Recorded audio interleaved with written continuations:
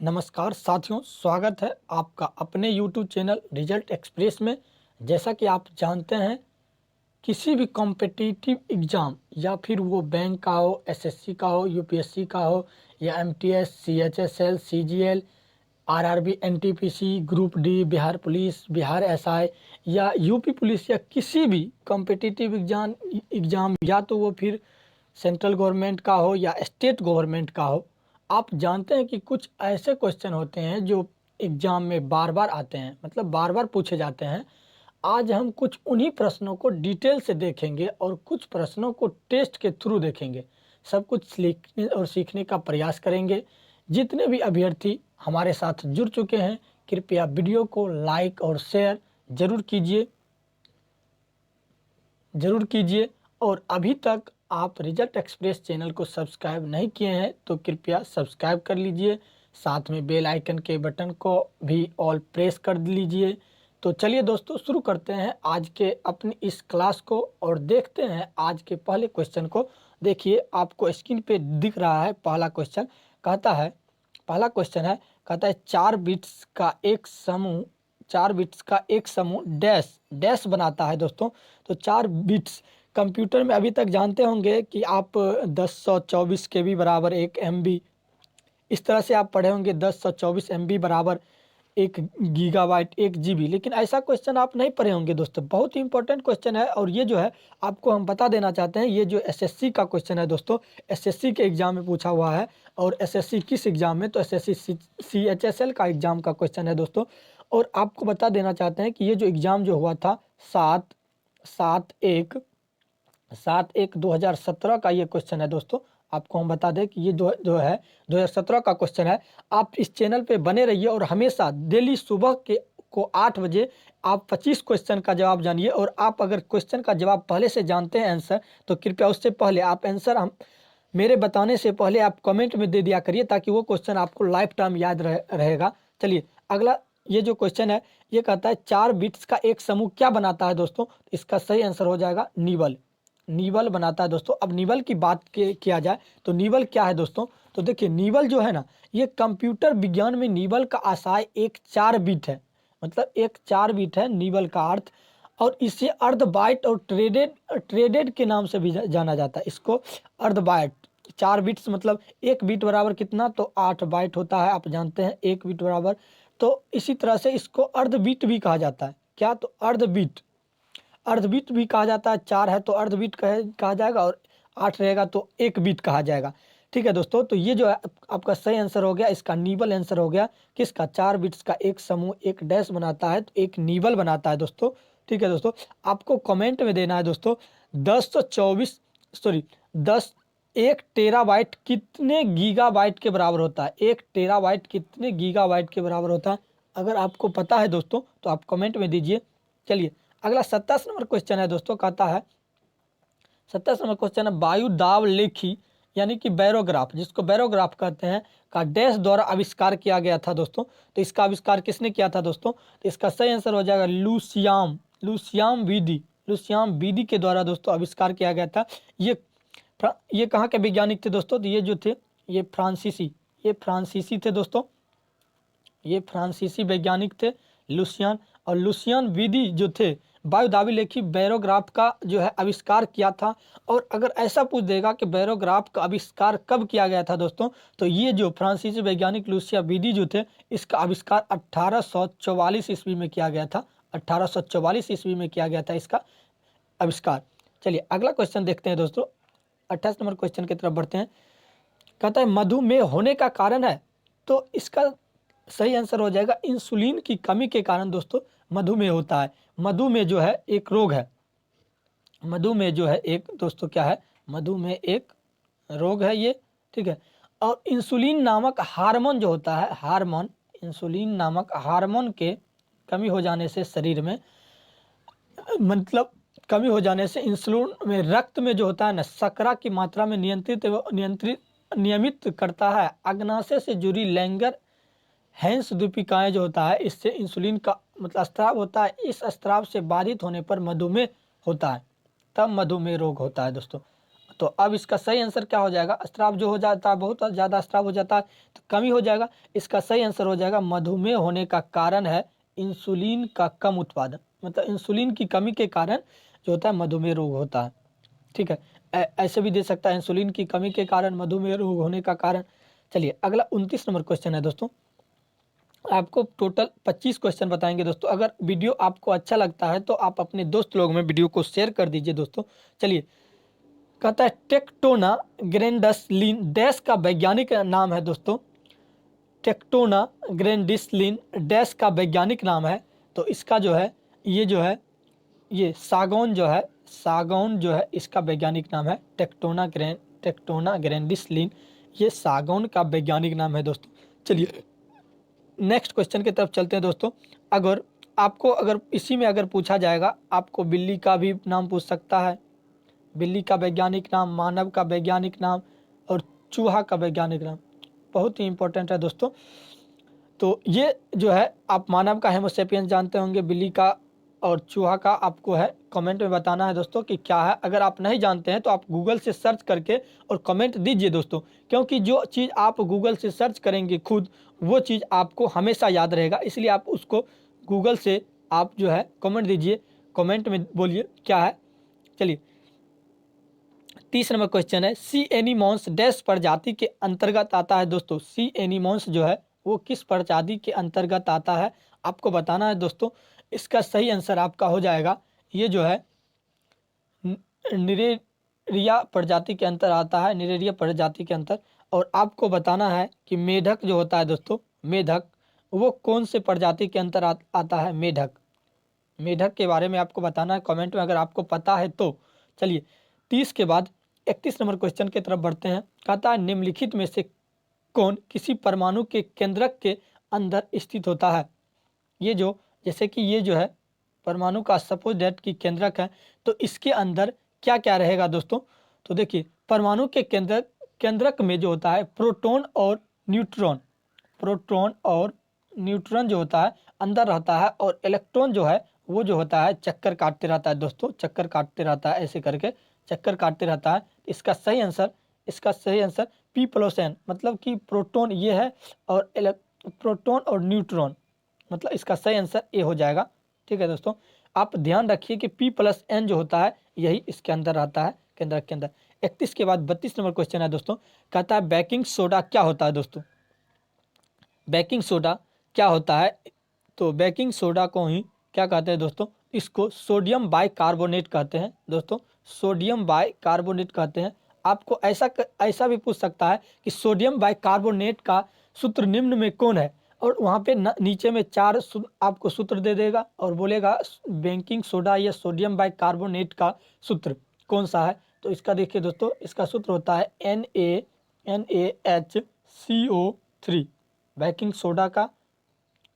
Soda हो या sodium bicarbonate हो, इसका सूत्र यही होता है NaHCO3। चलिए 33 नंबर क्वेश्चन की तरफ चलते हैं दोस्तों। आपको दोस्तों कमेंट करके बताना है कि आपका कुल कितना ऑब्जेक्टिव जो है इसमें सही हुआ दोस्तों, उसके अकॉर्डिंग आपको पता चलेगा कि आपका एग्जाम में जो है क्या लेवल रहेगा दोस्तों। कहता है एलिफेंटा की गुफाएं डैश में है, कहता है एलिफेंटा की गुफाएं डैश में है। तो ये जो है एलिफेंटा की गुफाएं मुंबई तट से दूर समुद्र में स्थित द्वीप पर स्थित है और महाराष्ट्र राज्य में है दोस्तों। ये जो है महाराष्ट्र में राज्य में है, इसका सही आंसर हो जाएगा महाराष्ट्र राज्य। अब अगर आपको पता है दोस्तों तो आपको बताना है कि एलोरा की गुफा कहाँ है, एलोरा की गुफा कहाँ है दोस्तों, एलोरा की गुफा। चलिए अगर आप नहीं जानते हैं तो क्वेश्चन को आप गूगल करिए, ठीक है दोस्तों, या किसी फ्रेंड से पूछिए और उसको कमेंट में जवाब दीजिए, क्योंकि आप जो कमेंट देंगे उस कमेंट का असर आपको बहुत ज़्यादा पड़ेगा। वो जो कमेंट का आंसर जो है आपको हमेशा याद रहने वाला है, इसलिए हम कमेंट बोलते हैं कमेंट देने के लिए। चलिए 33 के बाद 34 नंबर क्वेश्चन है। कहता है निम्न में से कौन सा उत्तर भारत का एक शास्त्रीय नृत्य नहीं है दोस्तों, उत्तर भारत का एक शास्त्रीय नृत्य नहीं है दोस्तों। तो ये जो है शास्त्रीय नृत्य, और ये जो है आप देखिए ये जो है भरतनाट्यम जो है दोस्तों, ये तमिलनाडु की बात की जाए तो ये जो है तमिलनाडु का जो भरतनाट्यम जो है, ये कहता है निम्न में से कौन सा उत्तर भारत का एक शास्त्रीय नृत्य नहीं है। तो उत्तर भारत का एक शास्त्रीय नृत्य नहीं है।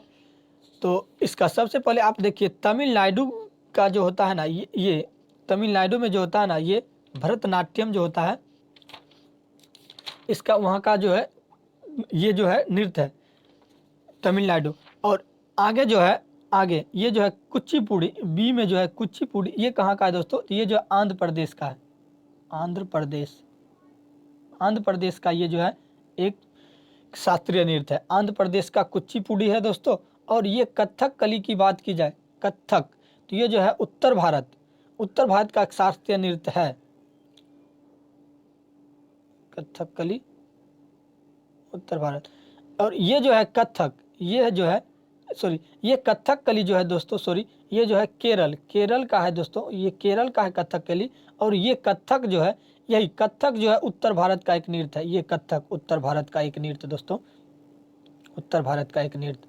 इसका सही आंसर हो जाएगा सी, कथक। 34 का सही आंसर दोस्तों कथक जो है ये नहीं है, ये भरतनाट्यम। आपको पता है कि ये तमिलनाडु का है, तमिलनाडु का। और ये जो है ये आंध्र प्रदेश का है। और ये आपको पता होना चाहिए, ये जो है कथक कली मतलब कि केरल का है। और वही जो कथक जो है ये जो है अपनी उत्तरी भारत का है, मतलब उत्तरी भारत। चलिए 34 के बाद 35 नंबर क्वेश्चन की तरफ बढ़ते हैं। कहता है यदि कैंपिंग टेंट के लिए मांग वक्र, ये इसको लास्ट में बताएंगे दोस्तों, इसको जो है आपको कीमत ज्ञात करना है। चलिए ये जो है जीके का क्वेश्चन, वैसे भी नहीं। नेक्स्ट में कहता है किस देश में उत्पादन किए गए संपूर्ण सामान और सेवाओं का मूल्य, किसी देश में उत्पादन किए गए संपूर्ण सामान मतलब पूरा वस्तु और कुल सेवाओं से उसका जो मूल्य है, उसका मूल्य उसका डैश कहलाता है। उसका मूल्य क्या कहलाएगा दोस्तों? तो किसी भी देश के सीमा के अंदर अगर किसी निश्चित समय अवधि, सामान्यतः 1 वर्ष के अंदर जो उत्पादित कोई भी वस्तु होता है या उस पे वस्तु पर जो कुल मौद्रिक लाभ होता है, कुल मौद्रिक जो लाभ होता है, यानी कि उसको जो बोलता है जीडीपी बोलते हैं दोस्तों। इसका जो फुल फॉर्म होता है ग्रॉस, इसका कभी कभी फुल फॉर्म भी पूछ देता है दोस्तों, जीडीपी का फुल नेम क्या है, मतलब फुल फॉर्म।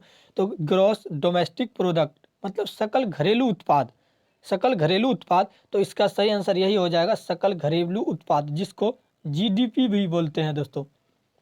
अगला क्वेश्चन 39 नंबर है, 37 नंबर अगला क्वेश्चन है। कहता है नदियों में घुली हुई ऑक्सीजन की मात्रा प्रति मिलियन डैश भाग होता है दोस्तों। अगला क्वेश्चन है, कहता है अगला क्वेश्चन है, कहता है 37 नंबर, नदियों में घुली हुई ऑक्सीजन की मात्रा प्रति मिलियन डैश भाग होती है दोस्तों। तो इसका प्रति मिलियन जो है 5 भाग होता है।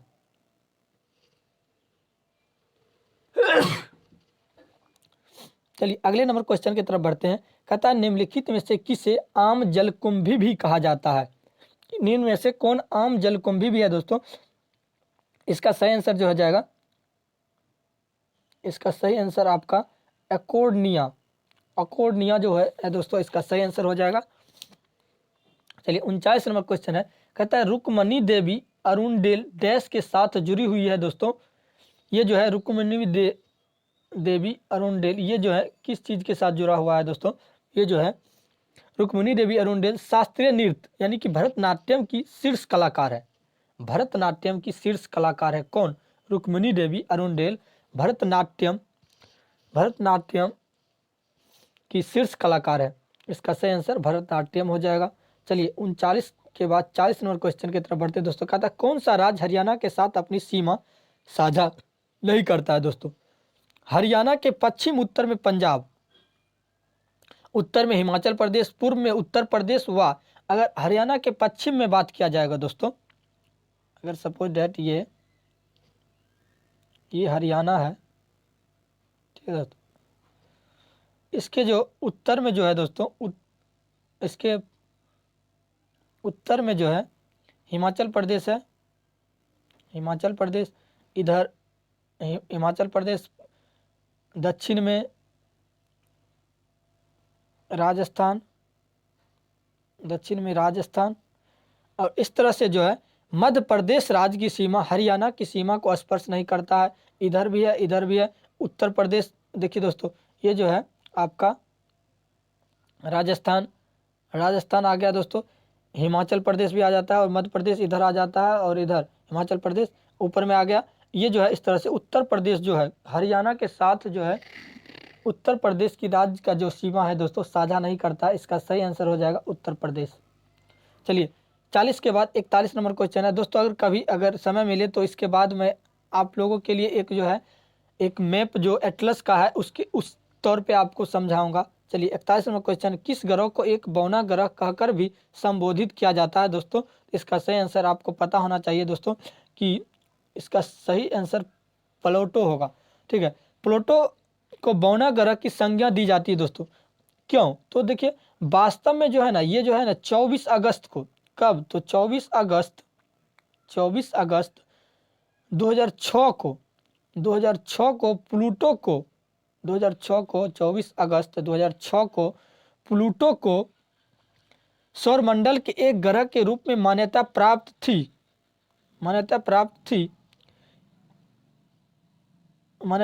किंतु चेक गणराज्य की राजधानी प्राग में अंतर्राष्ट्रीय खगोल विज्ञानी संघ की 24 अगस्त 2006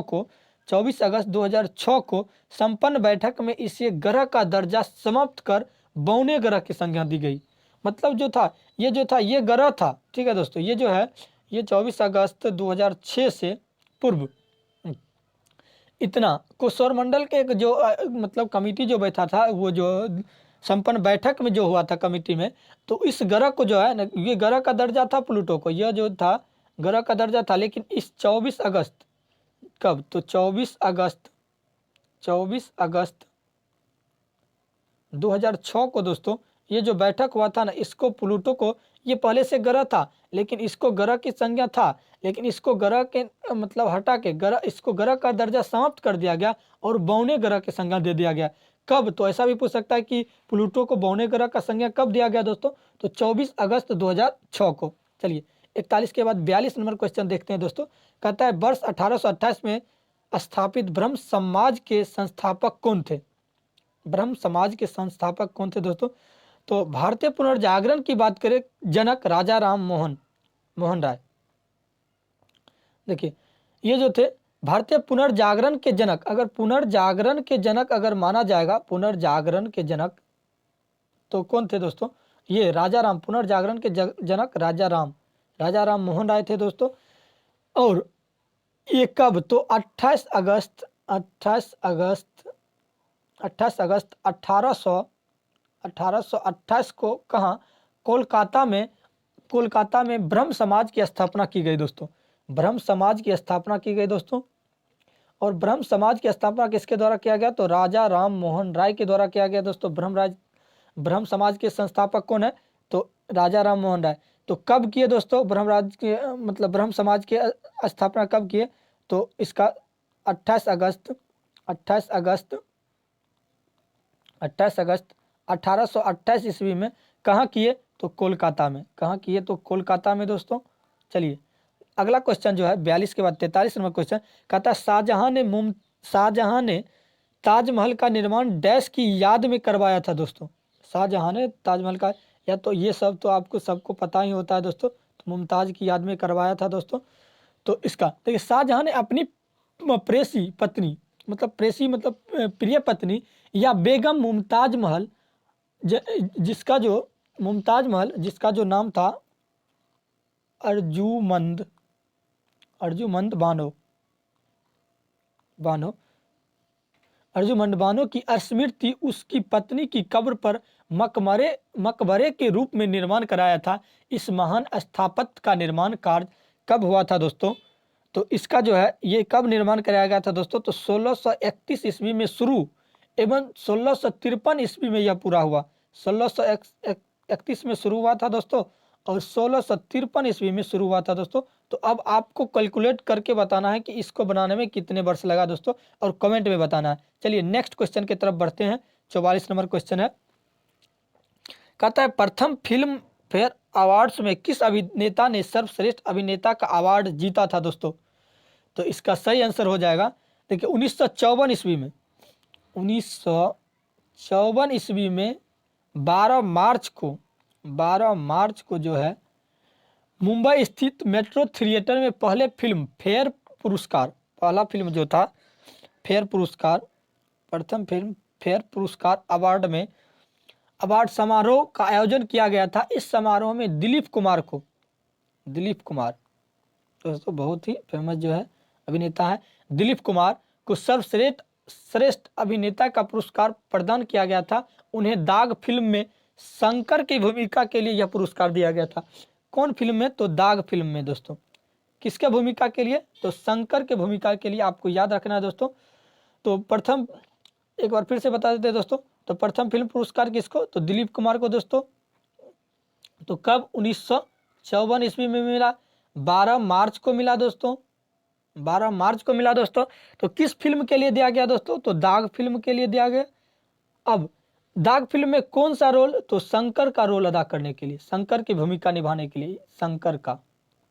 ठीक है, चलिए नेक्स्ट क्वेश्चन 44 के बाद 45 नंबर क्वेश्चन की तरफ बढ़ते हैं दोस्तों। इस तरह से 45 नंबर क्वेश्चन, निम्नलिखित भौतिक मात्राओं में से कौन सी एक अदिश राशि है दोस्तों?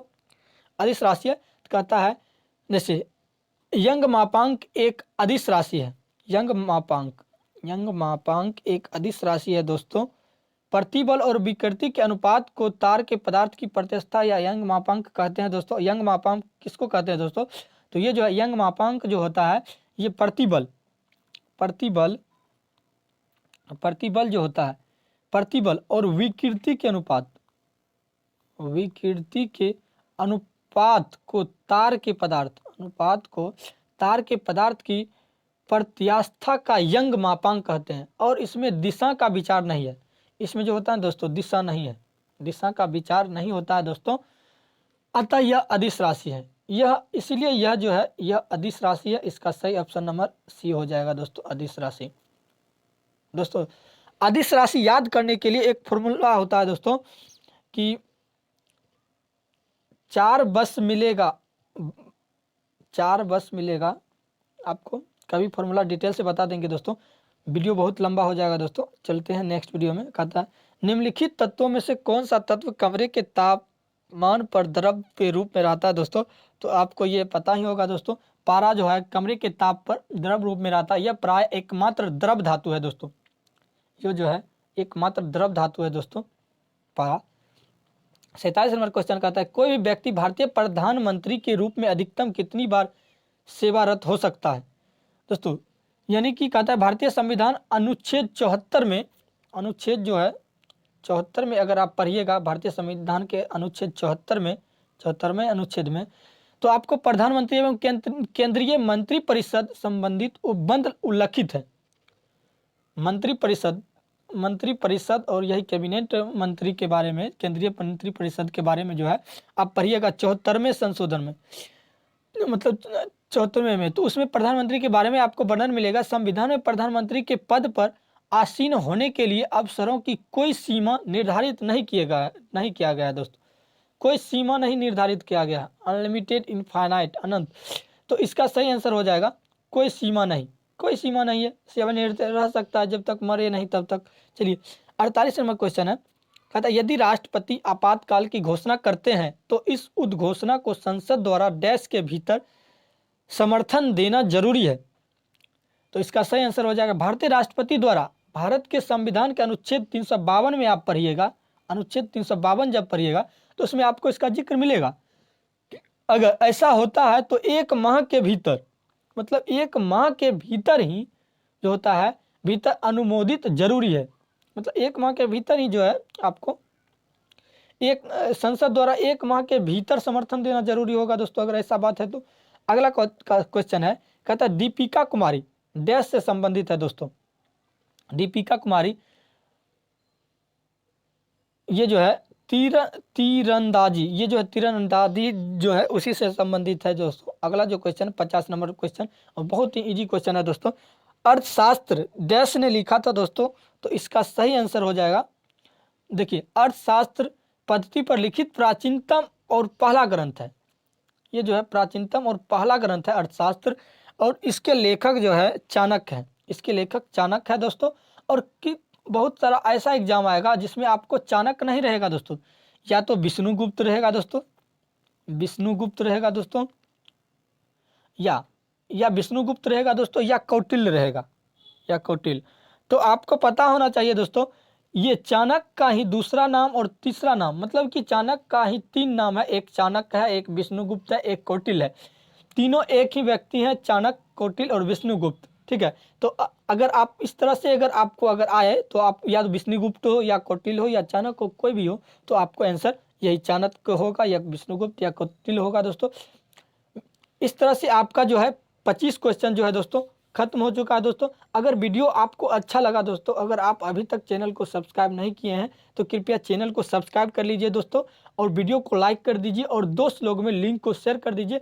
मिलते हैं फिर कल सुबह 8 बजे एक नए वीडियो के साथ, और उसमें फिर आपको 25 ऐसे ही बहुत इंपॉर्टेंट क्वेश्चन को बताने वाले हैं, जो कि आपको एग्जाम में निश्चित रूप से मिलेगा, चाहे वो कोई भी एग्जाम हो, ये बिहार पुलिस या एसएससी या bank, railway, UPSC, NTPC, railway, group D, Bihar SI, कोई भी एग्जाम है दोस्तों, आपको जीके जीएस का क्वेश्चन आपको पढ़ना ही है और आपको एग्जाम क्लियर करना ही है दोस्तों।